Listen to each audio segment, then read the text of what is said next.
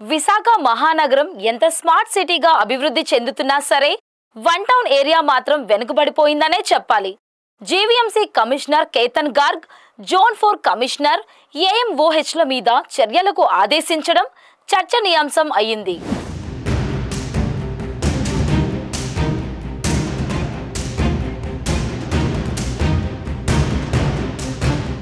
Zone 4 పరిధిలో గల old సిటీలో పారిశుద్ధ్యం దశాబ్దాలు గడుస్తున్నా మెరుగుపడడం లేదు.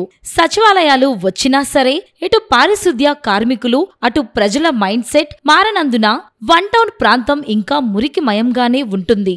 ఏ వార్డులో చూసినా చెత్త కనిపిస్తుంది. ఇక్కడ చెత్త కుప్పలు పేరుకుపోయాయి, డంపర్ బిన్లు నిండిపోయాయి అంటూ ఒక వ్యక్తి GVMC commissioner Ketan Garg X ఖాతాకి ఫిర్యాదు చేశారు.